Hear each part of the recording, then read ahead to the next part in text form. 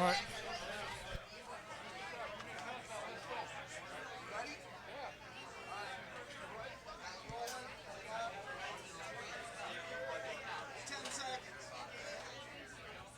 Hurry up and get out of the way, Steve. Hurry up and get out of the way.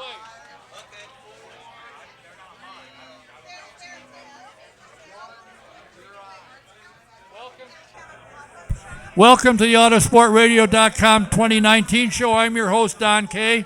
We are live from McGilvery Speedway 30th and High School in the beautiful town of Speedway, Indiana.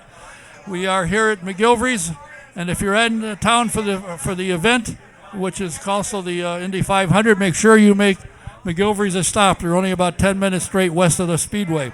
Tonight's show is presented, as always, by Honda and Honda HPD, the Indianapolis Motor Speedway, NTT IndyCar Series, and SVRA.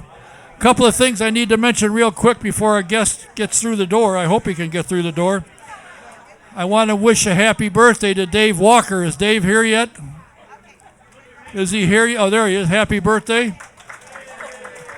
And I also want to wish a happy 43rd wedding anniversary to Gary and Lisa Miller. And they were here. There they are. I want to make a quick mention that if you have dental problems, there's only one place to go. That's Dr. Jack Miller at the Indy Dental Clinic. He and his wife, Dr. Liz Lewis, have a phenomenal practice, and they are spectacular. Give them a call. Make an appointment. Number 317-846-6125. And if you have trouble with your computer, which I do about every 15 or 20 minutes, you can do what I do, and I've got it sitting there now, actually, at Computer Overdrive. Jack can fix anything. Call him up, tell him your problem. He'll tell you what he can do. His number is 317-328-0766.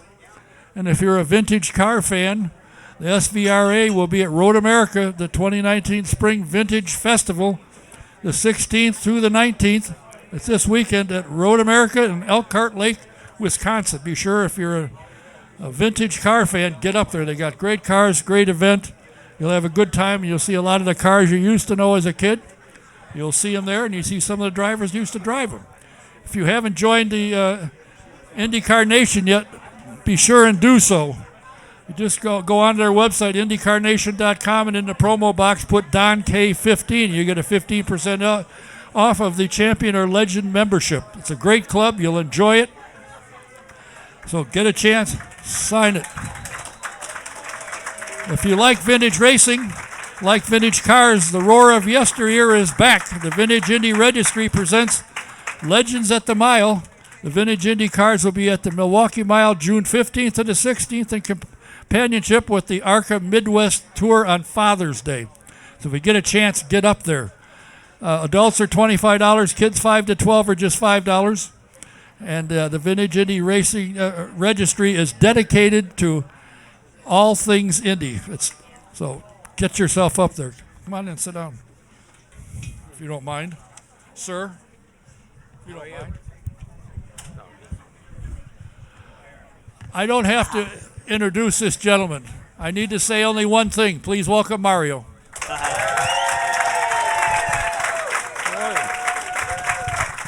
Thank you. Keep right on drinking. Is that a glass of wine? No, it's water. Oh, jeez. I'm driving. Oh, I see. By the way, I need to, when you see Patty, thank her for arranging you to come here. I sent her a message and said, are you available? She said, I'll be there Tuesday. Whoa. My pleasure. So how you doing? Great, wonderful. I mean, it's just so many things happening already, for me. And I got to hang a sign downtown, and I put a 85 miles an hour speed limit. so we're good. Did you think 55 years ago that this kind of thing would be happening now? Are you kidding? I mean, not even dreaming. It's just this is amazing. As you can imagine, I mean, I feel like I'm winning this race all over again before practice even started. So again, I mean, it's just amazing when I look at what they've done over at the Speedway Museum and all the things that are going on. Things that I know I'm not supposed to know, but I'm looking forward to. all the secrets, the surprises, and but you know, that besides you know, just watching these guys at work today. I mean, you saw the speeds already. I mean, these guys are knocking it to 130 miles an hour just when they're warming up. You know, just the first day. So, I mean, that is pretty much a pretty good idea as to what's to come. And you know, it's amazing how now the teams, there's such strength all the way down the line, you know, as far as you know, the series is concerned. And I mean, the series itself is getting healthier and healthier, and because of that, you have you know, 38 cars you know, entered, you know, for this race. And so that tells you the story. I think you know, we're definitely going in the right direction. I feel very bullish about it because you know, the many years where, you know, my chin was in my socks. You know, just there was a lot of things that were not going the way that the IndyCar Series deserved. But it's all positive in my opinion. It's all positive for sure, and that's what we love. That's what I love. That's what we love, and so we all smiles now. The skies are clear. You get any kind of extra feeling when you get in a two-seater and take people riding? Because you get to go, you can't go 230 miles an hour, but I wish we could, but the car is too heavy, and I don't have enough power. You know, I keep lobbying for more and more power.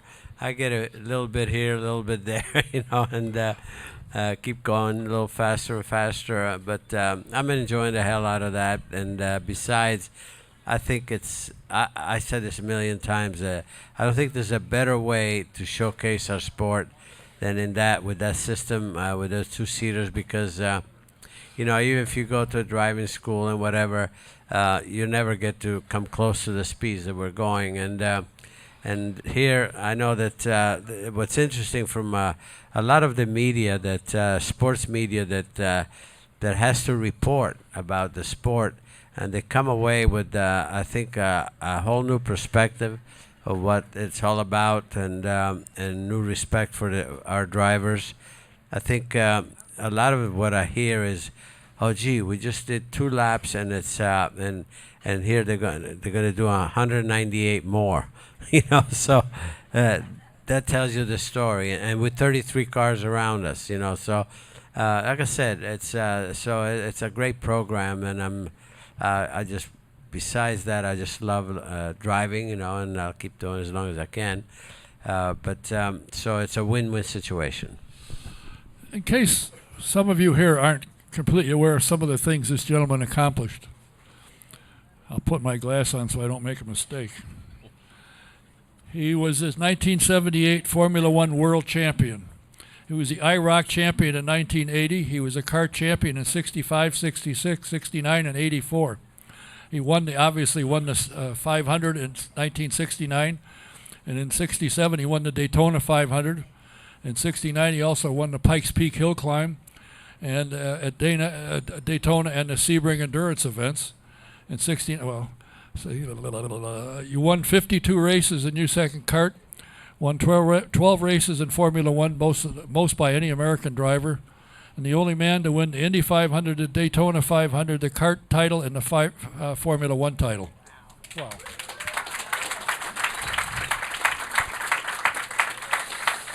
That's not bad for a kid from Italy. Well, I've been blessed.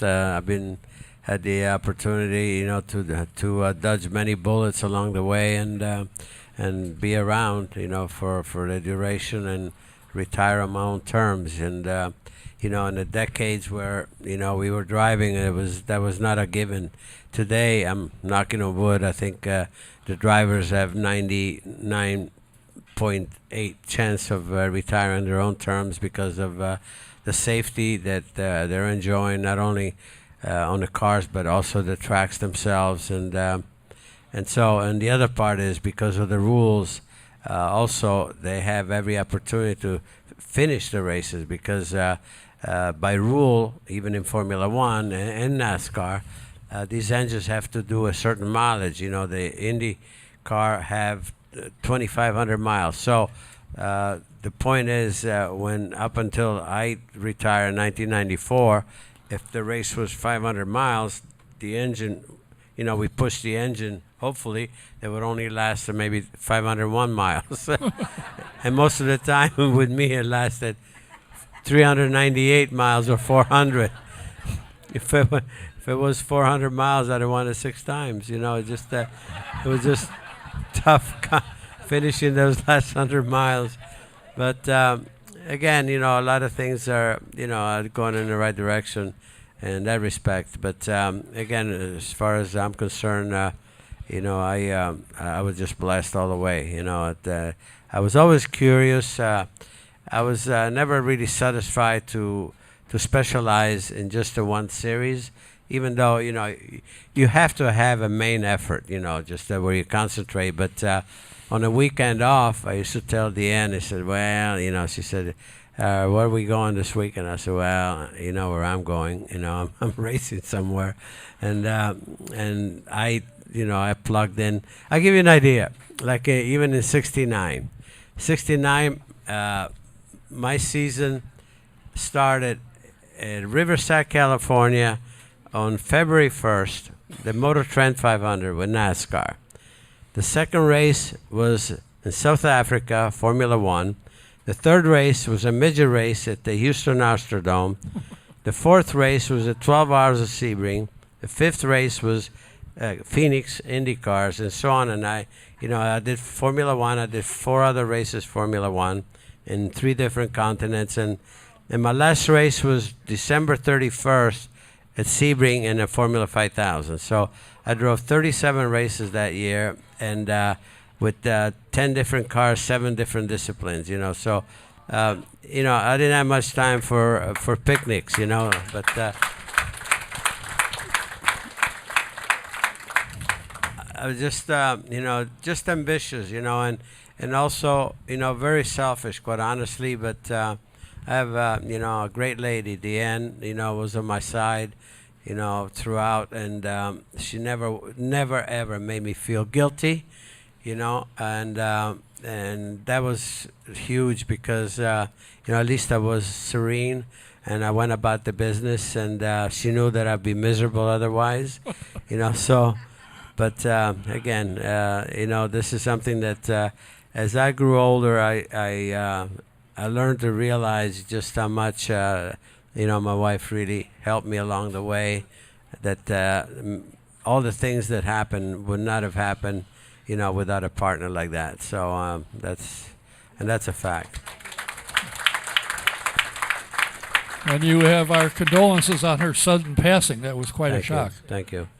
When you first started racing, you lied. You changed your age. I lied, yeah. And your dad caught you eventually. We did. Did you think that was the end of your career when your dad got a hold of you? Yeah. thought it was going to be the end of my life. What's interesting is we didn't dare tell my dad that we were going to start racing. Like, we started building a car with 4 other buddies secretly. And this is 2 years after we came in this country. We came in this country in 1955. 57, we started building the car. And the idea was to race by the time we were 21, because in those days, to race professionally was legal, and legally you had to be 21. Insurance and all that sort of thing. So 2 years later, the car was ready. So we said, we're not waiting. So we had a friend, editor of the small newspaper in Nazareth, and Les Young. We said, Les, you got to do a job on our birth date on our license, and he did a pretty good job. And in those days, no computers, and the other thing was, so the local promoter, Jerry Freed. Look at, man, you kids, because, we probably didn't look 21. Maybe when we're 21, we look 15. You know what I mean? I guess I was taller, but not much taller. But anyway, what Aldo and I, we started telling stories that we raced in Italy. So I said, we're not rookies. We raced in Italy, and in Italy at that time, it did have what they call a Formula Junior, which was like Indy Lights or something like that, which didn't last long, but it had it. And so we just that's what we said. We raced in Italy, and then to support that, we sent for racing uniforms. It was Sala Sport uniforms in Milan, and we bought 2 uniforms, with all the zippers and everything. And so we showed up, and they said, "Hey man, these kids from Italy, man, they used to run over there." So they let us race, and that's how it all started. But and actually, the defense that we had, from my dad, was the language barrier. That was the biggest defense we had because, he didn't learn to speak English, too well for a long time, and I think we were winning some races, and in fact, both Aldo and I won the first race in Nazareth, and that's a matter of record, so his boss at work would say, "Hey Gigi, man, your kids are really doing good, and all that." He had no idea what the hell he was saying, so he thought he was praising him for doing a good job at work. So, but as fate would have it, we were racing 3 tracks within a 150-mile radius. We were racing Nazareth, we were racing Flemington, New Jersey, and Mahoney Valley. And Aldo and I used to alternate because we had one race, one car and 2 drivers. So, but you had to finish in the top 3 in points to be invited the very last race of the season in Hatfield, Pennsylvania, which was a 100-lapper, and more money and prize money. And we both made it, and I got a job. I got a ride with somebody else. So Aldo was driving our car, and during the heat, he was qualifying. He was actually running second to the track champion, Freddie Adams, and I was on the track. I said, "Slow down. Just qualify. Stay there." He was trying to pass him, and he hooked the guardrail coming out of turn 2 and went end over end over end. That was the end of it. And they gave him his last rites that night. And I called home and I said, "Mom, I was racing." I said, "And Aldo was watching me. I fell off the side of a pickup truck, and he banged his head, and Mom, she actually knew, but she was caught in the middle, so it was a big silence on the other side, and so obviously that's how my dad found out we were racing, and he felt vindicated, because I figured, like I told you so type of thing, and then the worst it was yet to come because while Aldo was still, in a coma, he was coma for 62 days. I was already building a new car for next year. In between, and we used to go see him every night. We used to drive 58 miles just one way just to go to the hospital. Anyway, and the doctor would say, talk to him about anything that would excite him, because I said, what can we do, So I just kept talking to him. I said, Aldo, I said, don't worry. I said, I'm building a new car and all that, stuff.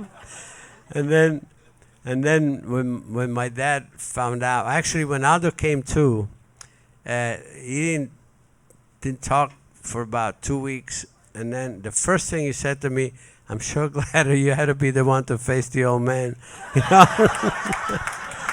So I knew we had him back, So I said, yeah. I said he bounced me off a couple walls. I said, so that was the story. But obviously Aldo took a sabbatical. And then I started driving midgets by the time I was 21 then, and Aldo kept going with the stock car, and then he got into sprints, and he raced for 10 more years, and 2 weeks after, the week after the 69 race here, as you know, some of you may know that I had some facial burns, before qualifying. And, for the front row picture, I asked Aldo to fill in for me. And I don't think Foyt even knew that it was Aldo, because at that point we looked pretty close, and so anyway, and a week later, 2 weeks later, in Des Moines, Iowa, in a sprint car, Pete Falls just had a blowout, and he was sideways in the middle of the straightaway. Aldo T-boned him and wound up in the grandstands, and that pretty much ended his career. He had facial injuries, but he also had a broken back, which they never knew at the time. But he's paying the price for that now. But anyway, so that was Aldo's story. But as you can see, I was much luckier than him. I got a question here. It says this was sent from one of the observers, who's incidentally blind. Right, Glenn? Yeah. Okay. So aside from the raw emotion which came from competing against your sons, is there any one driver who was more difficult to compete with and beat among the many great drivers you encountered during your many years of racing? Well, I think the word there is many drivers. There was never just one. I mean, there's always somebody that's every decade's got somebody that's better at the time, at top of the game. And I mean, when I broke into the Indy cars, I mean, AJ was the guy that you were going to deal with, every race, and again, I just I'll tell you a little story. We were in Des Moines, and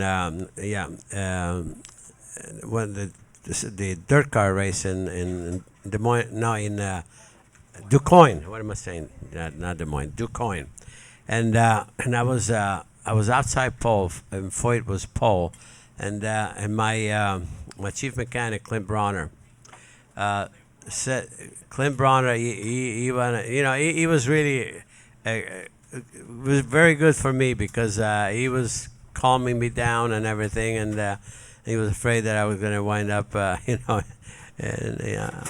was going to kill myself. But he says, kid, he says, just bring this thing home. He said,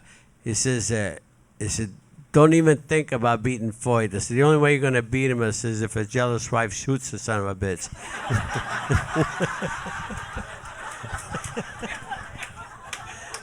So I never forgot that. I bet he wishes you would have. There's something going on. You've been around. I've been here before you won in 16. I've been here since 64.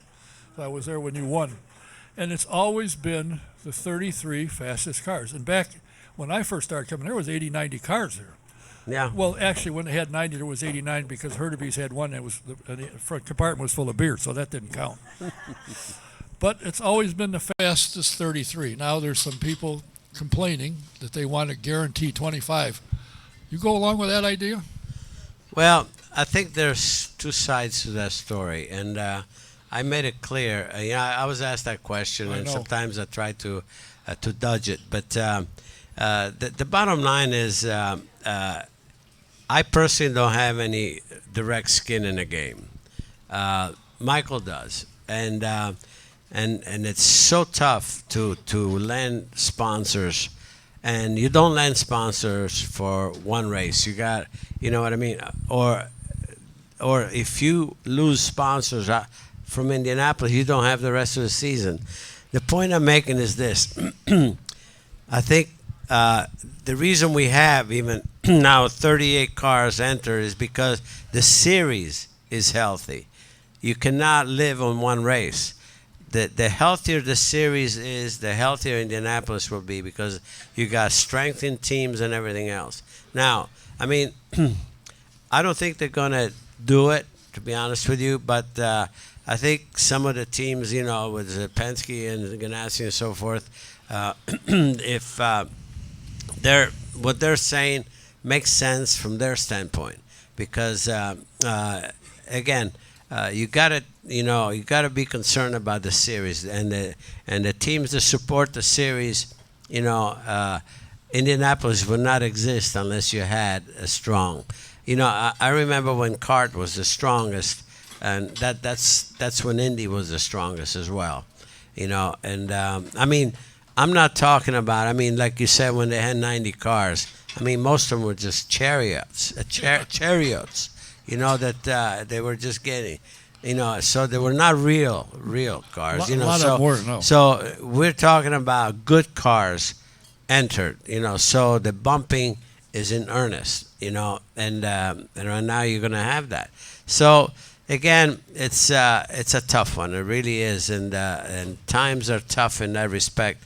The sport has gotten more expensive, and there's less and less dollars to go around as far as sponsorship.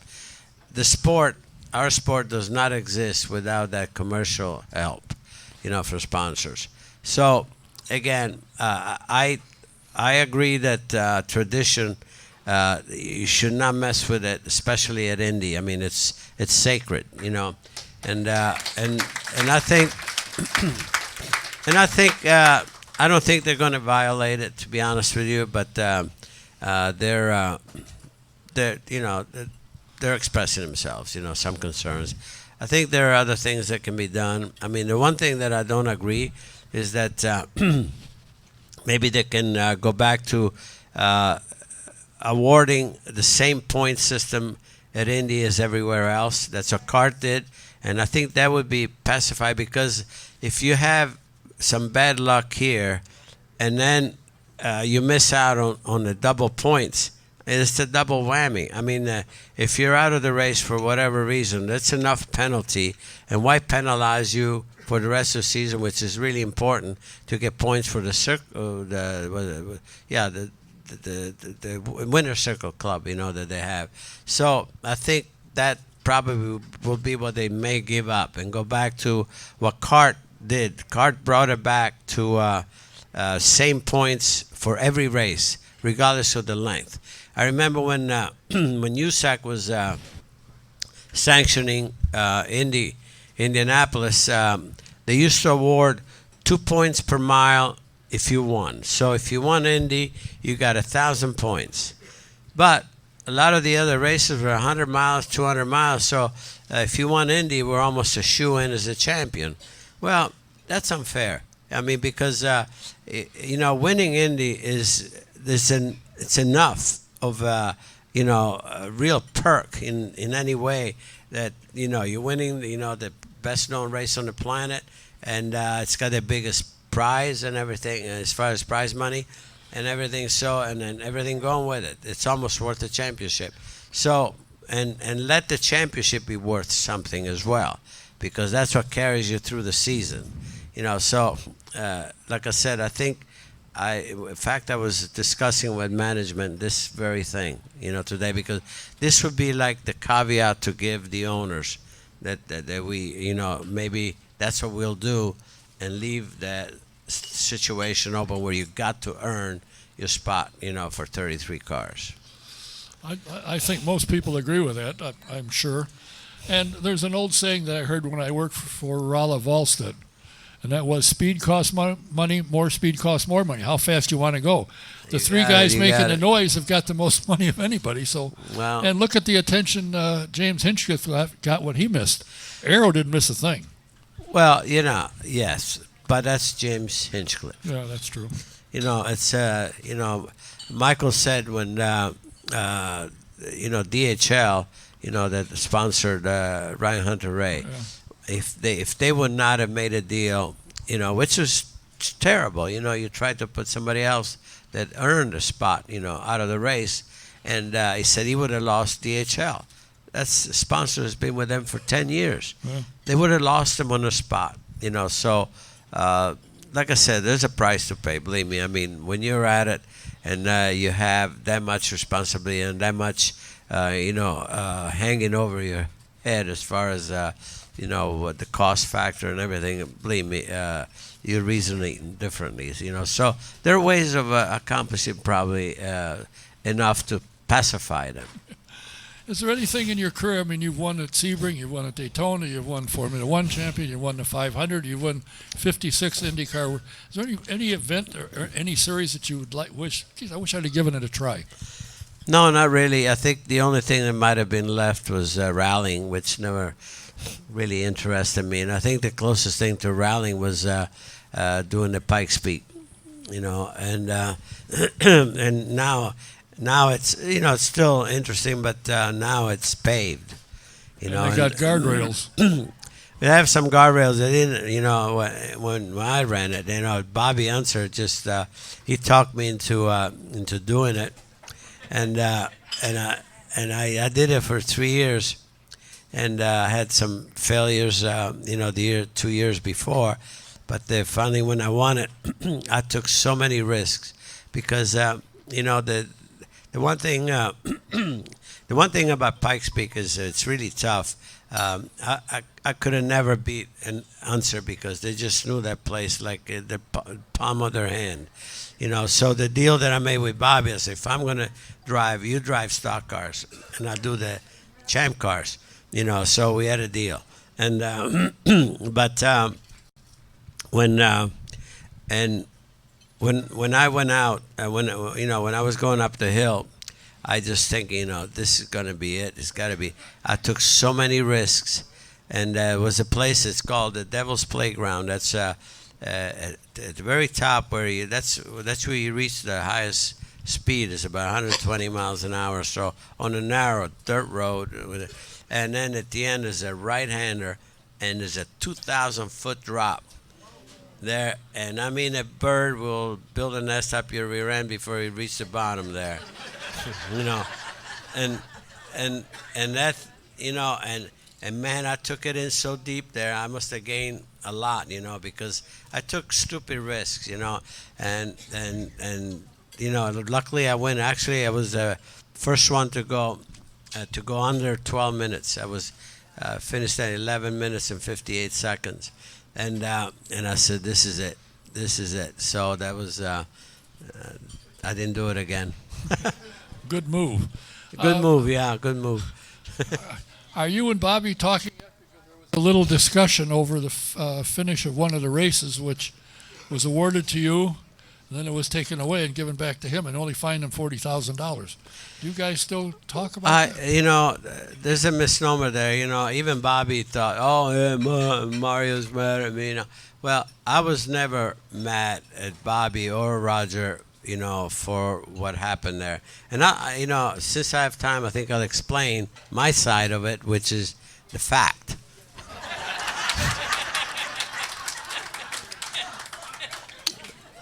There's in '81, I had to start last because Wally Dallenbach qualified the car because I was in Monte Carlo, and it's legal to do that, but you have to start last, as long as the car is qualified. So anyway, I was having a damn good race, and the last pit stop was under the yellow, and Bobby was running first. I'm running second. I just caught up to him, and then we went in the pits together, left the pits together.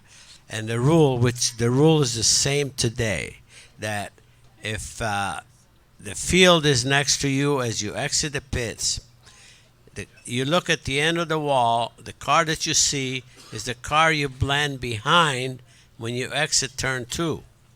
And so we came out of the pits, and sure enough, the field was on our side, and the car that I looked was A.J. Foyt. And I figured, well, it was easy to pick. That's a car that I'm going to blend behind. And Bobby just accelerated and all the way up. And I'm screaming to Jim McGee. I said, Jim, what the hell's going on? I said, Bobby's going right up to the pace car. He said, stay where you are, And actually, there's a video on YouTube. And even Jackie Stewart and Jim McKay is saying, you can't do that. It's against the rules, which it is, So Bobby went right behind a pace car, and the green comes out. Then we're 11 cars between us, and we ended the race. I was like 2.8 seconds or something behind. I just almost caught up with him, and that was it. So we were going to protest, no question. We knew that was an infraction, and.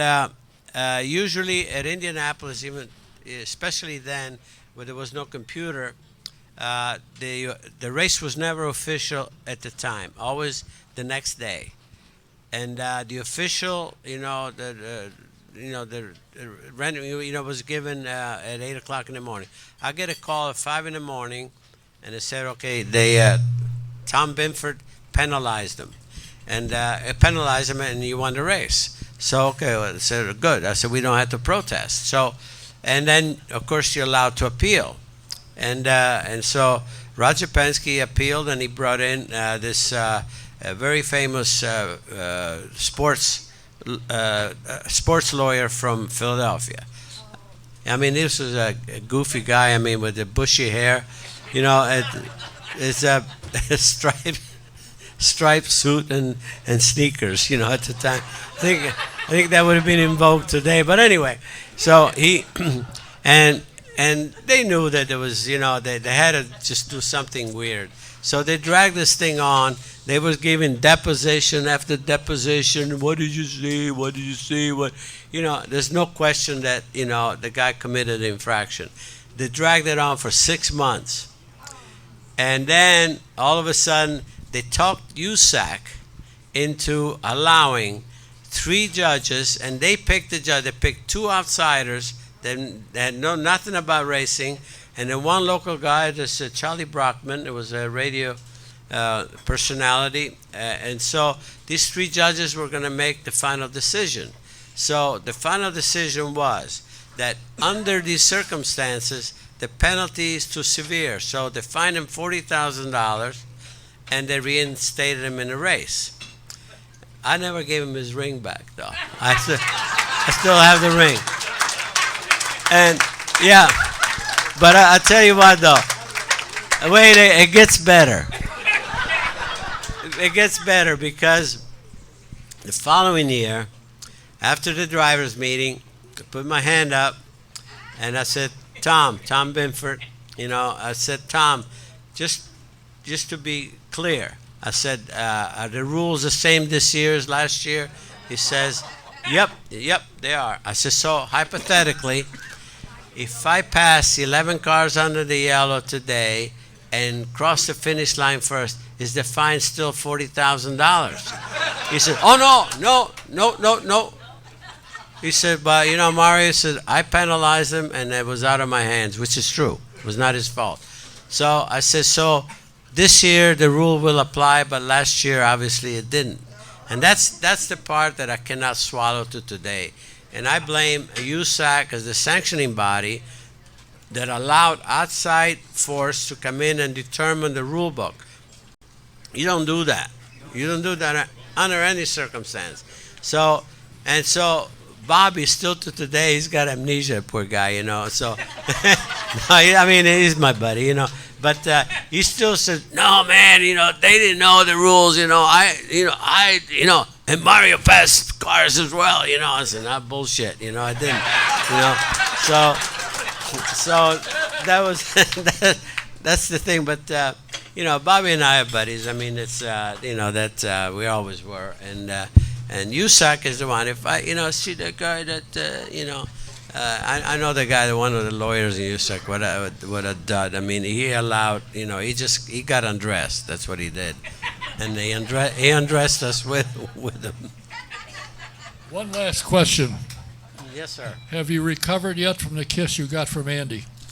I still smell the garlic. I got to be not friends with him, but acquainted with him. And he invited me up to his house one day because we were talking in his shop about something or other. And he said, come on up to my house, we're going to shoot a commercial. Okay, so I go up there, and he's in his trench coat, and there's all these machines around. And he's got his Lincoln Mark, whatever it was. And he starts to do the STP commercial, and they turn his machines on, and they're shooting unbaked cornflakes, where it looks like it's snowing, and it's not. It was summer. I mean, the guy, to me, he was way ahead of his time. Some of the stuff he did. He was an amazing marketer. No question about it. What does this say? Picture of Pikes Peak Run, 1158. Grant King's picture, kept for many years. I got to do something. There's a picture of you going up Pikes Peak. Yeah, it's you really. Recognize you? Yes, sir. I mean, it's, no, not really, but it's pretty dusty behind. I don't know. Driving up, I went up Pikes Peak just as a visitor once. You got to be kidding. Race Yeah, up no, that it's- thing? it's Not a pretty chance. tricky. Well, listen, I am honored that you took the time to come here. I know you've probably got other places to go and people to see and autographs to sign. And I need that signed before this little picture right here before you leave. Oh, okay. Thanks for your time. Excuse me. Hoosier 100 memory. Oh, I mean, you know, the Hoosier 100 was actually a big race for us because of a lot of it is because of the prize money was good, and I mean it was almost 3 times more than any other dirt race, you know. And it was here at Indy as well, so it was definitely the premier dirt race for us, and. You know, I was just so fortunate that you know, my sweet memories are there winning, you know, a couple times there, and we always, I think, had some pretty good showing, you know, even finishing second to AJ was pretty damn good. Yeah, but it was better when you beat him. Yeah, but it's still guys like that still finishing second is a good day, believe me. Do you think that drivers should come up the way you guys did, you and AJ and Al and all that, through the dirt, work your way up to get the IndyCar, or Well, come from Europe? they have a farm system right now. You Well, know, yeah, it's the you know, Road to Indy we rent a program. car. Yeah, that's the problem. You know, the problem is a lot of you know, the dirt tracks are just vanishing. Yeah. You know, around the country. I mean, almost everywhere we used to have, you know, weekend events, and you know, these kids had you know, an opportunity to get going, and now it's and you know, the dirt racing, you know, to just get into you know, even sprint cars and World of Outlaws and all that. Man, I tell you, it's I don't know where you actually train for that, quite honestly. You know, so I think to get up to the top level in Indy cars, they have a good ladder system. You know, and so you know, there's no lack of opportunities there, because you look at the young lads that are coming in here, like you know, look at Colton Herta, for instance. You know, that kid. I mean, he's seriously good, and I mean young. Yeah, he is young. And he Young, came young. through the rank. He did quite a bit of racing in Europe and all of that, and it seemed like his dimension is really huge at this stage of his career, and so there's no lack of opportunities to get up to this level. And there will be an Andretti in the Freedom 100. Jarrett's running. Yeah, Jarrett's running. Yeah. It's we're really proud of Jarrett. Obviously, you know, he'd drive like 55 or 60 races a year in the sprinters, and he's going to do some. He's doing some sports car racing, and Yeah, I see he that. looked really good in that. And of course, you know, Michael is trying to get him a full season in Indy Lights, which is really nice cars. It's just so bad that there are not enough cars in that series. They only have 10 cars, and Michael, I think, has 4 in there. You know, so I mean, but one good thing is, if we got 10 cars, you're always guaranteed a top 10 finish. You know, so Yeah, that's true. Well, listen, I appreciate your time. I know you're okay, busy. Thank you. And congratulations on everything that's going on in your honor. I think it's great. And your accomplishments Thank stand for why they're honoring you. You were one of the best in the world at all You're very times. kind. Thank you. Mario Thanks for having Andretti. me. Thank you.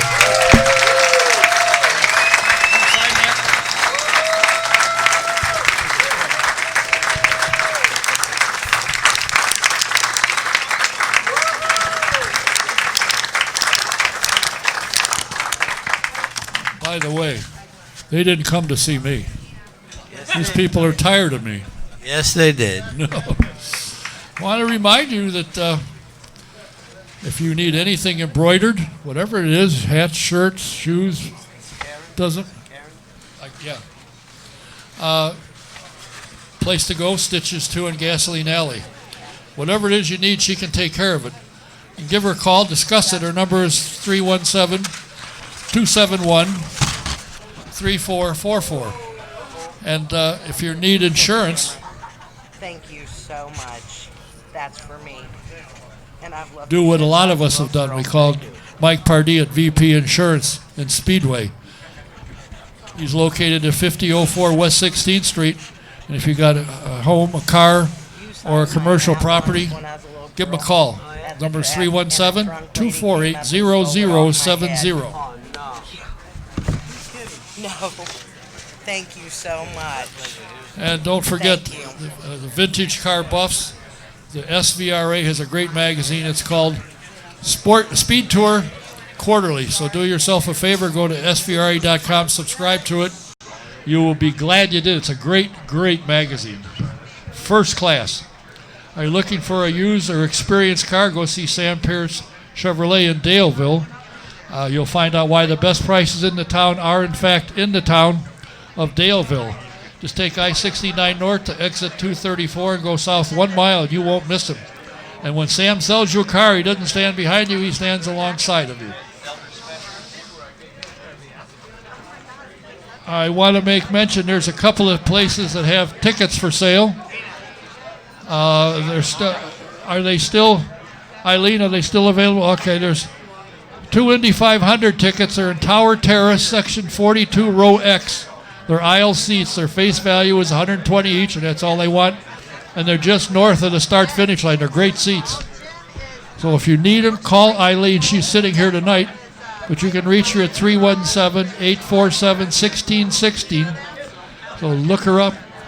And if you're going to Gateway and would like to have take your RV there, we have an RV parking place and 2 tickets to the race. Just call Dave Kester, and I didn't have his name. They're $75 each. Dave is sitting out here tonight, so if you want to talk to him and buy a ticket, here he is waving his hand with a soda in his hand. So I hope you folks don't mind. Can move along, Tim. Tim, move along so we can continue moving along. I guess you're not going to listen. Okay. It's right here. It's fine. Yeah. And talk right into that. Talk right into I got it. My next guest, everyone, is a gentleman who was a championship team owner in the Indy Lights, and he's making his move and he's moving up to IndyCar slowly but surely, doing it the right way. He went to college at University of Colorado in Boulder. He was a football player and unfortunately got hurt, but during his youth, when going to the library, he stumbled on a book that had a picture of an IndyCar. It's fascinated him. And lo and behold, after he got out of school and moved on to business, he never thought about it and never lost the thought, and here he is again. I say the championship-winning team, please welcome the owner of Belardi Motorsports, Mr. Brian Belardi. Thank you. How are you? I'm well. How are you? Well, I'm better than nothing. It's just, it's the way it goes. Hey, how about you guys moving out that way? What caught your attention when you saw the when you saw the picture of that? I assume it was an IndyCar in the library that you looked at incessantly. What got your attention about it? It was an IndyCar going down the front straight past the pagoda and the timing stand tower, and I've always was a huge race fan, and at that point in time I was just captivated by it. I mean, my dad used to take my brother and I to the Milwaukee Mile quite often, and watch legends like Mario, which is a tough act to follow, by the way. Yeah, because everybody's talking, that's part of the problem. I think you are the team that has the closest finish ever at the Indianapolis Motor Speedway in the Freedom 100. Your driver came out at 4. I think he was at 4th, and when he went that 1,000 feet, he won the race by inches. Yeah, Peter Dempsey, I actually still watch that sometimes because I couldn't believe it. I thought he was like 4 or 5 car lengths back. The cars went 3 wide into turn 3, and I knew we were going to catch a massive draft. He came outside, and he actually had his fist up in the air, but by the time he crossed the bricks, before he even finished the race. And I'm just like, that's pretty brave. I saw that. I was watching that, and I couldn't believe it. I mean, 4 cars came across, and you could have got a paper in between any of them. You won them just by inches. And I think you've done that a second time. Didn't you win another one? We did it the next year with Gabby Chavez. Yeah. And it was almost just as close. Fortunately, it wasn't that close. Well, a foot. You know the funny thing about when I first got coming down here in '64, if they won by a lap, let's get our tickets for next year. Now if they won by a second, they say, well, that wasn't that close. How things have changed over the years. What made you decide to get into the Road to Indy program? Well, I was always a gentleman race car driver. I didn't start driving until I was 29 years old. And I did Sports Car Club of America, and I did some pro stuff for the Mazda Road to Indy, but the passion after playing football, the adrenaline just kind of, that was my fix. And I knew I loved the sport, and I figured, you know what, let's try and make some of these younger drivers successful and get to their dream. Did you have in your back of your mind when you were playing at the University of Colorado that you wanted to go to the NFL? Oh, yeah. Really? And what was your injury that curtailed your move upward? A knee injury. Unfortunately, that happens a lot. You've had some good drivers come through your place. Right now, you've got a guy who ran last year in the IndyCar Series. He's back again. Zachary Claman De Melo, and I see he's changed his name, shortened it a bit. Yeah, it's Zachary Claman now. Yeah, Claman. Yeah. Used to be De Melo, and he's quite a good driver. He finished second in the GP. Yeah, he did. He had a brilliant start. He just went to the outside and kept his cool and kind of let all the mayhem happen in front of him and just kind of held the position. We knew he had the speed, but it was, one of those things where, all right, let's just try and hold on to this now. Let's see if we can chase the front runner down. Does John Brunner have any idea what he's doing? He's right outside there if you want to ask him. I know he is. And I hope they got the speakers turned on out there so you could hear that. You put together quite a good team. I mean, John loves the Road to Indy program. He's really all in on that thing. And you guys have put on some good cars, good races. You brought up some good drivers that have had the opportunity to move up. The only problem is some of these guys hang around, till they're 45, so it makes it tough. You got to kind of wait to get in there. Yeah, no, it's John's done an outstanding job. There's no way we would have the team we have right now without John. That's why we've won a championship. That's why we've won 2 Freedom 100s. He's special. A lot of our team members are ex-IndyCar mechanics, and it's they just got tired of going through the rigmarole, if you will. But now you have stated you would like to get into IndyCar, and you made your first move last year, and you had John Davidson, and he's driving for you again this year. Are you moving close to getting that in another year or two, do you think, or do you want to go full-time in IndyCar? I think we're about a year away, quite honestly. Partnerships are starting to come together, which is really? The key. Oh, yeah. But as Mario said earlier, it's very difficult to get sponsorship, but we have some good sponsors, Fortune 500 companies from Wisconsin, and I think they're on board. So we'll see what happens. So if you went up to IndyCar, would you maintain your Road to Indy program? Absolutely. Yeah, that's my passion. I talk to Sam Schmidt about that quite often. He still loves Indy Lights. Yeah, and I told Ricardo Juncos the reason he got out of it is you kept beating him. In fact, I want to welcome Marvin Schmidt is here tonight. That Sam's father is sitting back or by the fireplace. I want to welcome Marv Schmidt here. Hello, Marv. You can say hello. Well, I don't think this is a secret, but the process I'm going through right now to get to IndyCar is I'm following Sam's footsteps at what he did. He started out doing 500s and eventually built his program into what it is, as well as dominating, quite honestly, in Indy Lights. Yeah, he did. You have the Jonathan Bird family backing. I saw David Bird the other day, but I didn't call him because when John said you were available, I said that's good enough for me. But they're a huge racing family, and their father was into it for a long time. And he was associated with Dick Simon, who I worked with, so I've known him for quite a long time. And as you know, JB has taken over the Speedrome, and he's turned that thing into a winner. So it's their family is into racing, and I'm sure they're of great support to you. Don't you have Chris Windham driving for you as well? Yeah, we do. Chris Wyndham's back with us this year for the Freedom 100. I mean, Chris is an outstanding driver, and I'm not saying that you should bet on this, but if you want to go to Vegas and put a dark horse bet down, I'd bet on Chris. Well, he certainly wouldn't bring in somebody who's a deadbeat. And he has the time, obviously, in the USAC season to be able to come and participate. Will he be able to be here and practice and everything this week? Yeah, I actually saw Chris today at the track. He was in our pits while we were practicing today. So how did your practice go today? We were just getting James Davison reacclimated to the car.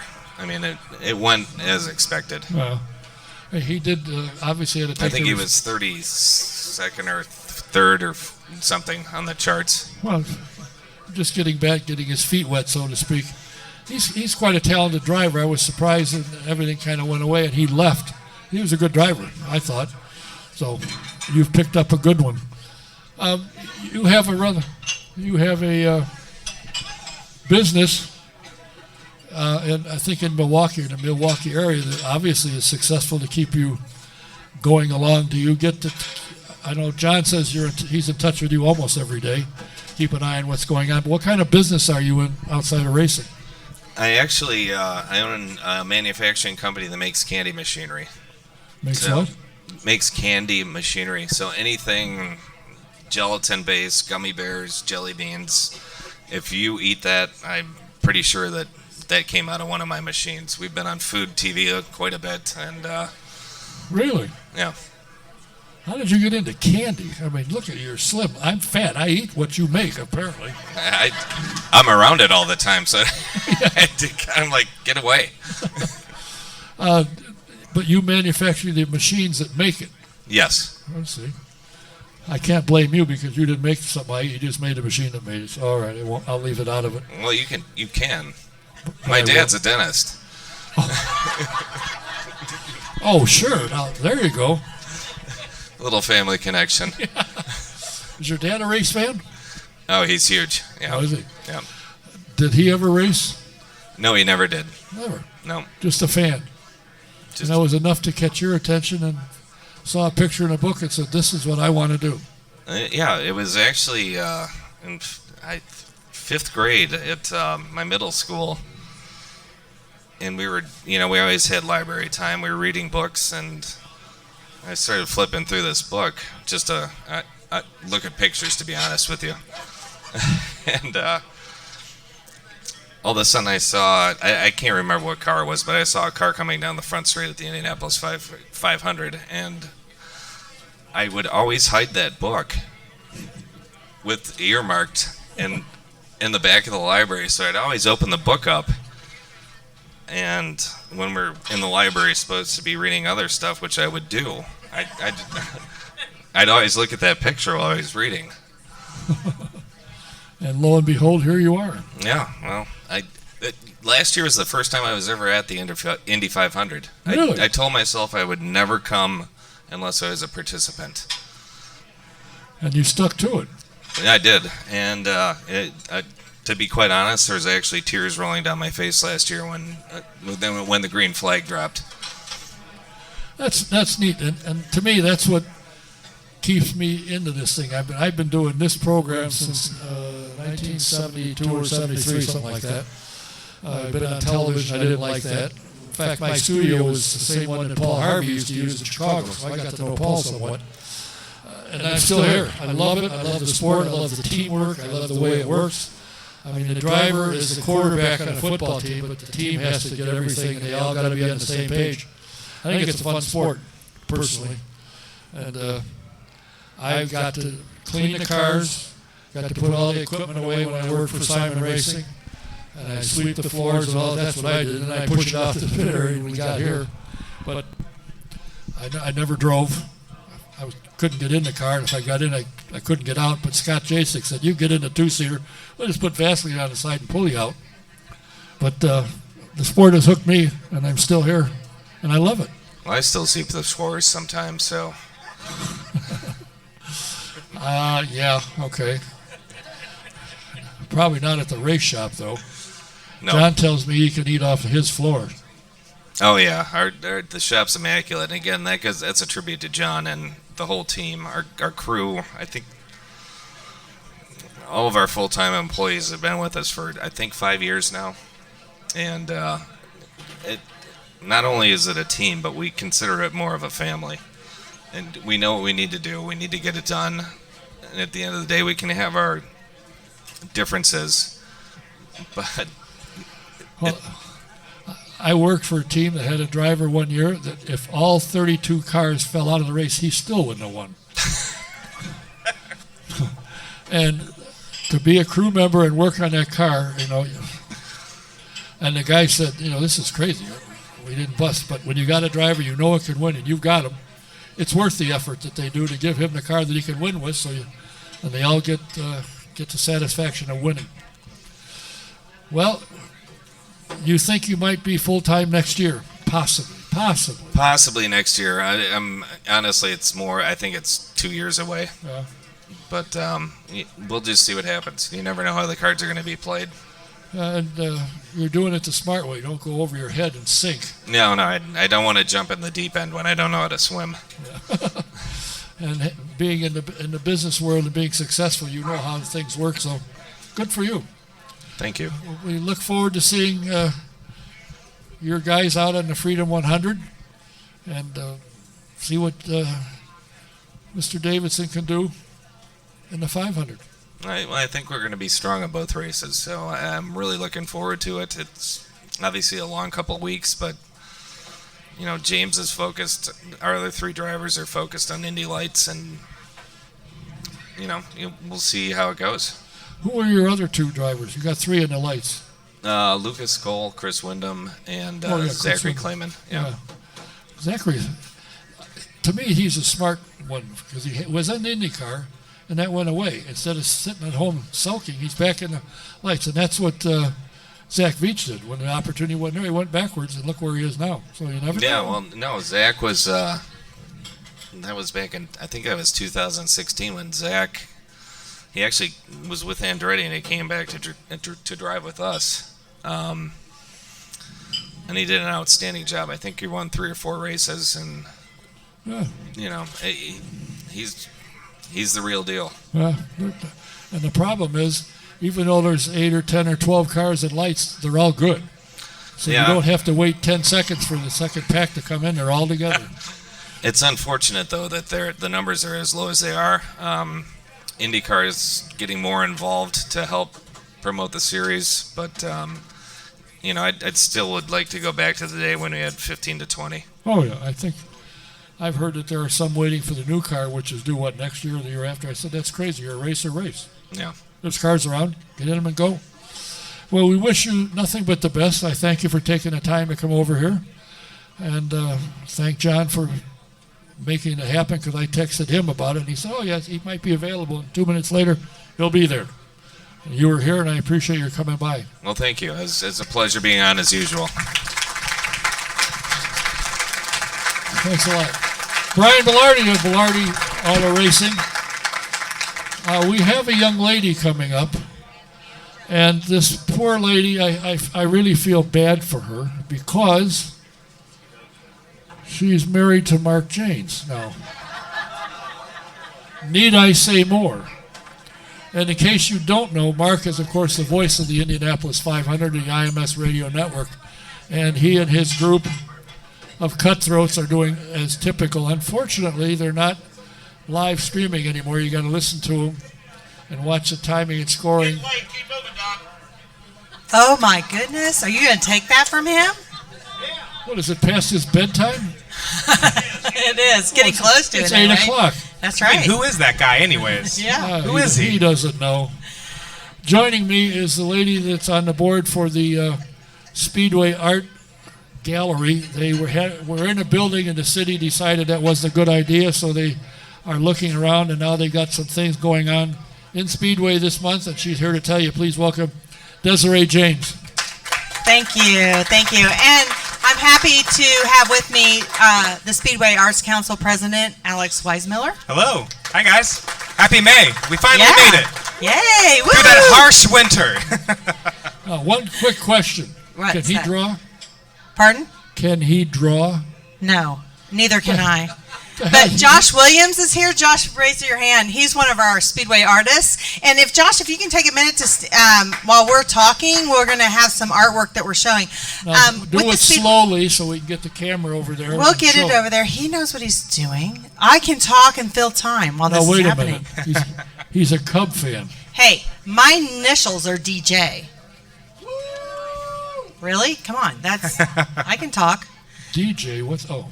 Yeah, okay. Got it? All right.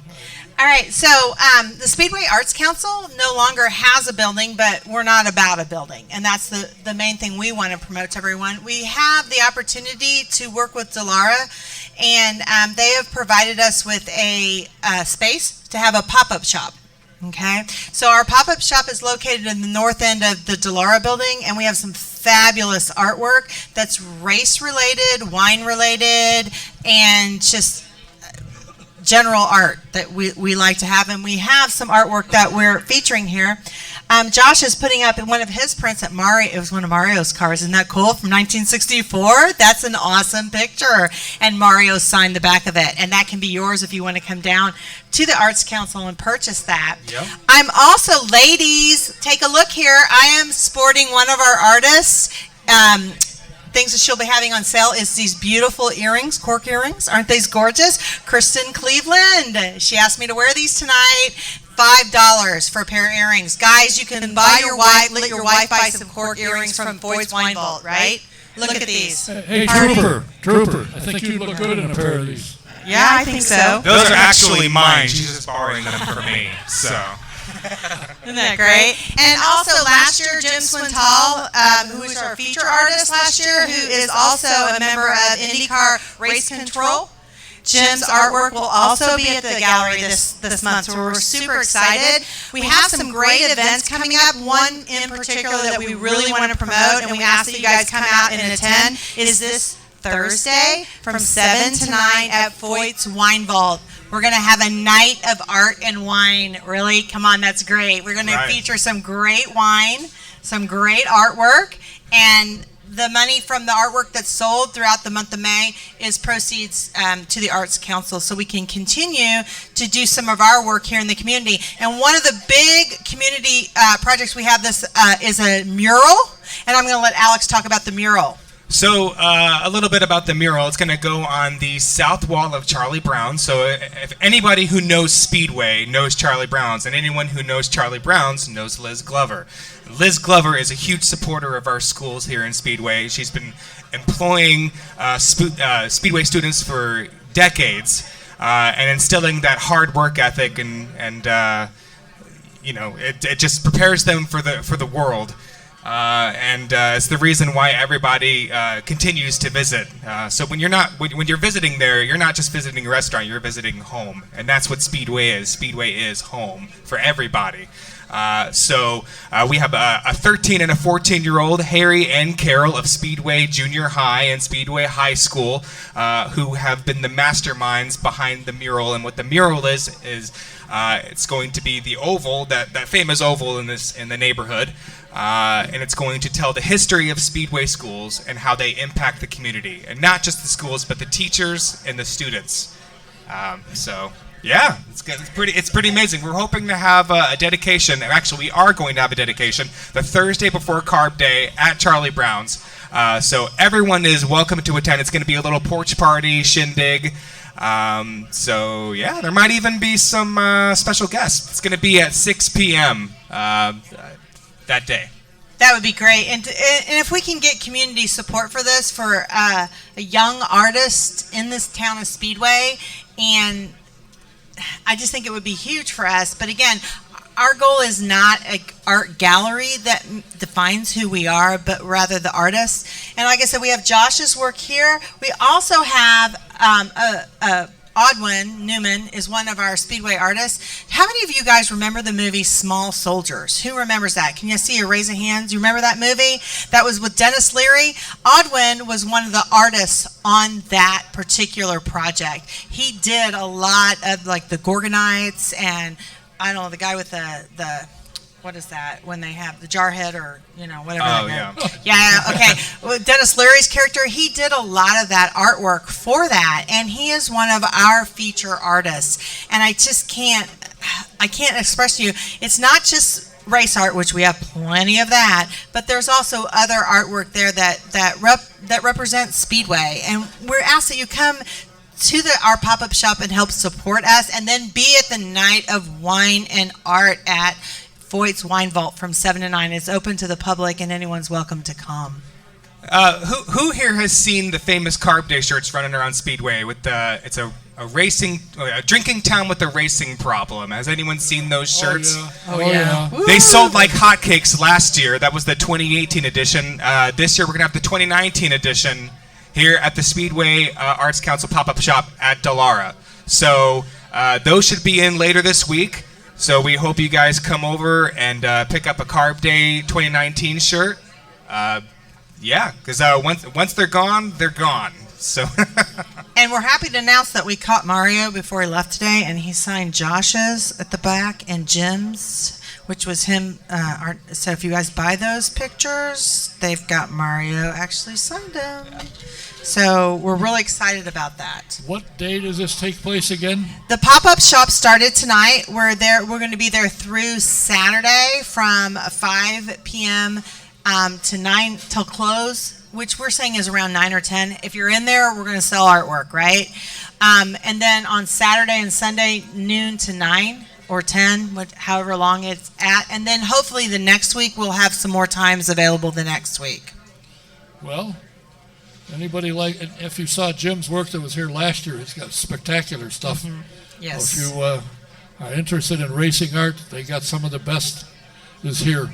Chances are, if you've had a program, an Indianapolis 500 program, probably in the last 15 to 20 years, you've seen Jim Swintal's artwork in there. And I used to marvel at that as a little tyke. I know I'm still kind of young, but no, I mean, he's a very talented guy, and he's very involved with IndyCar and the Indianapolis Motor Speedway, and it's an honor to have his stuff. And we'd like to thank you, Don, for having us on the show today. Yes. It was kind of last minute. I called him and I said, Don, I went on your show. And he goes, okay, how about the 14th? And I'm like, done. He goes, you'll be following Mario. I'm like, are you kidding me?